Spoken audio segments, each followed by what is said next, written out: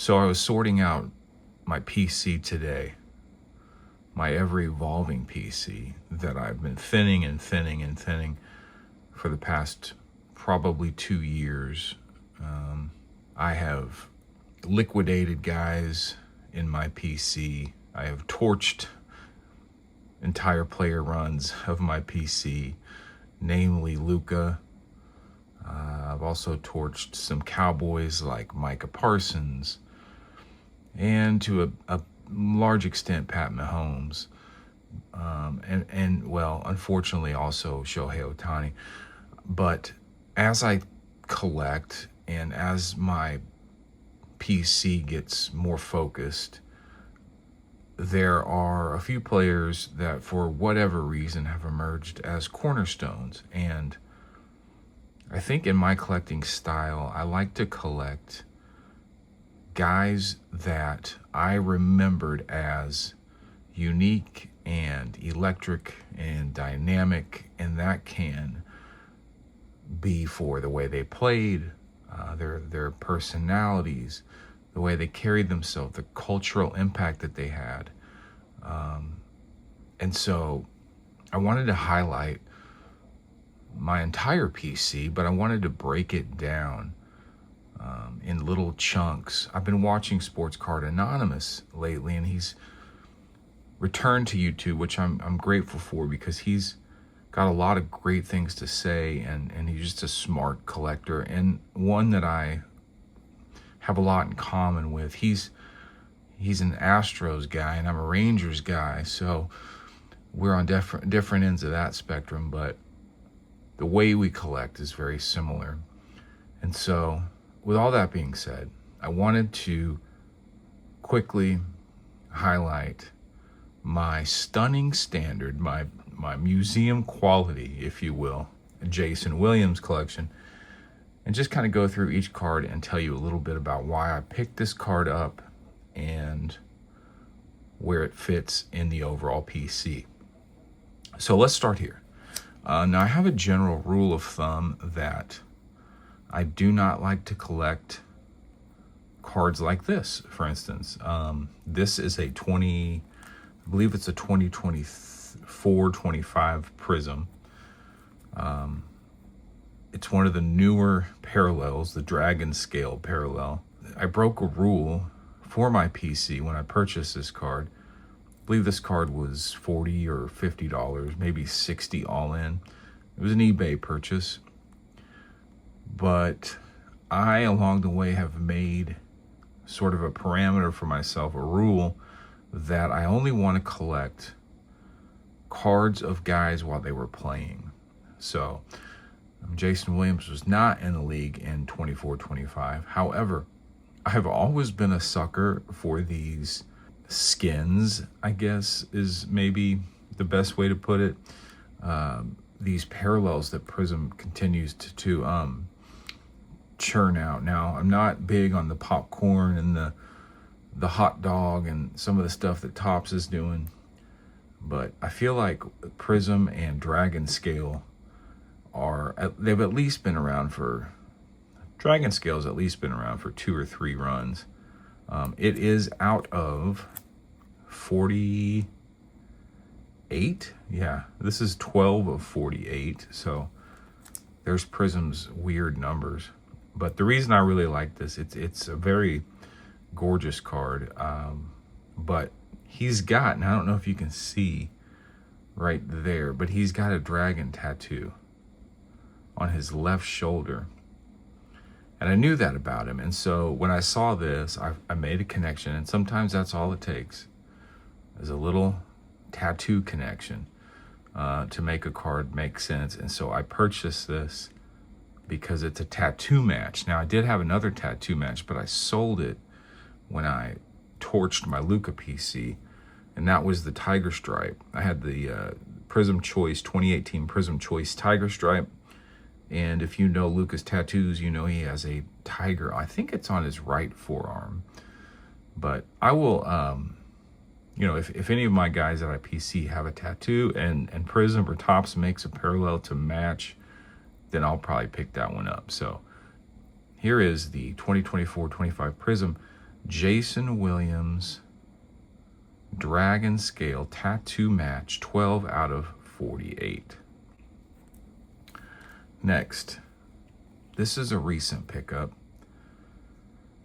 And one thing I do like to do, I'm not a big, huge college card guy, although I do think that the college cards have a place, especially college cards that are on card autographed, and especially on card autographs that are pack pulled. This is the 1998 Press Pass. Now, the reason I picked up this Press Pass is because you see there it's a PSA 7. Dakota talks about this. Sports Card Anonymous talks about how can't get hooked up or can't get bogged down by the grade. We just gotta, if it makes sense, just gotta go for it. Now, there are some raw copies of this on eBay as we speak, but I chose this 7 because it's already slabbed, it's already graded, and it has a very clean autograph. Now, the autograph's not graded, but it would get a 10. Jason Williams signed this when he was 19, 20 years old. Now, if you don't know his story, he started out at Providence, where Rick Barnes was the coach, and then Rick Barnes took a job somewhere else, and Jason transferred to Marshall, where Randy Moss, his high school teammate, was playing football under Billy Donovan and Marshall at Marshall. After Billy Donovan went to Florida, Jason Williams followed him, and he played in a handful of games. Notably, one was Kentucky on national TV on a Saturday, and he scored 20-something points, was the star for the Gators that day. And Florida beat Kentucky in Kentucky, which is a feat. And it was special for him because he was recruited by Kentucky out of high school, and then they decided to go in a different direction. And so I think that was sort of a revenge game for Jason. But I love this because it has the young Jason Williams. This is before he was white chocolate, before any of his NBA accolades, and that's what makes this card special to me, is that I've got one of his very first autographs when he was still in the dorms, finding ways to smoke weed and not get caught. And that was his eventual downfall. And he was suspended, but taken 7th overall. He was suspended by Billy Donovan at Florida, but ended up being taken 7th overall in the 98 draft by the Kings, and the rest is history. All right, next. So these 3 are all kind of in the same ballpark as far as value. And, well, maybe not this one. Not sure what this Topps Chrome Refractor and a PSA 9 does, so let's start here. But I don't think it's quite as big as the other 2. I've often said that the 98 Topps Chrome Refractors in the basketball set are some of the most beautiful, if not the most beautiful, basketball cards ever made. The minimum styling on this card, the small team, the logo, the small Topps Chrome, the small player name, leaves a huge window for some of the greatest refractability to date in the hobby. So I also, out of this set, have the Dirk Refractor in a 9, the Vince Carter Refractor in a 9, the Paul Pierce and the Anton Jameson, and the Jason Williams. I was thinking about making the entire top 10 draft picks from that year, making a run, and maybe I will someday, but I got all the big ones, maybe outside of Mike Bibby, or I think Larry Hughes might have been in that class. This is his flagship refractor rookie, and it's a staple for my PC, because not only is it from what I consider to be the most beautiful basketball set of all time, it is also his Topps Chrome Refractor rookie. Next, let's go here. I'm not a huge Kaboom collector, but I do have one or two. I purchased this back when it was around $500, and it's since almost tripled. The pop count on this in a 10 is very small. I wouldn't mind having this in an 8 or a 9, but like I said, when I bought it, I could afford a 10, so I made that play.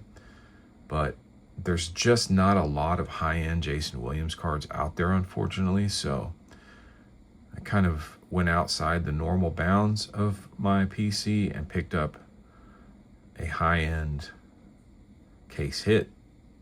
It's gorgeous. I do like the way the Kabooms look. I just never would be interested in paying the inflated prices, really, truly. And so, like I said, I bought this maybe 2+ years ago, and it was at a decent price, and it has turned out to be a pretty good investment, especially for Jason Williams.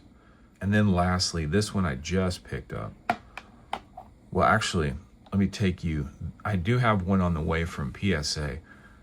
So I've talked about this prior videos, but I sent in a 9-card submission to PSA at the end of August, and I think it arrived there early September, just for reholders. Now, I did pay the standard rate, so I knew it was going to be quite some time before I got them back. They were due on December 24th, and they are on their way to me as we speak. And in that 9-card submission is this 1998 Bowman's Best refractor. A huge fan. I love late 90s Bowman's Best. This was maybe 150, 160 when I picked it up, and it has jumped a little bit, but that card is on its way. Lastly, this one, also a 98 Bowman's Best. This one I purchased before the Dallas Card Show, but it arrived after the Dallas Card Show, so it's really new in my PC.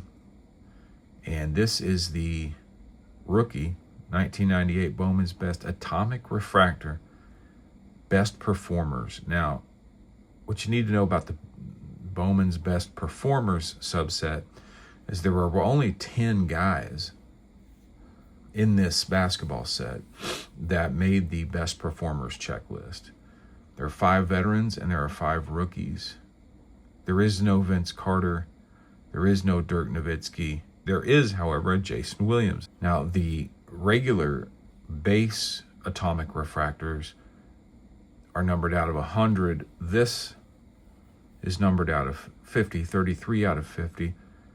So that makes these Best Performers even more rare than the true base rookie. Normally, I'm a true guy. I don't really like to collect subsets or parallels. But in this case, with it being so rare and with it being an atomic refractor, and it just came up for auction, and I won it at a price that it went for a year and a half ago. So I figured I got a pretty decent deal on it. It's a pretty big card. I would like to eventually pick up his true atomic refractor, but these are like some of the first cracked ice cards of the hobby, and the 98 and 99, even 97 Bowman's Best Atomic Refractors are some of the most beautiful cards in the entire hobby. This, of course, is in a PSA 9, which if it was a 10, it probably wouldn't be sitting here because I probably wouldn't have paid up for it. But there you have it. The Jason Williams Museum right here. Thanks for watching. Looking forward to the next highlight, the next showcase in my PC. Stay tuned. It'll be coming up soon. Thanks for hanging out, guys. See you on the next one.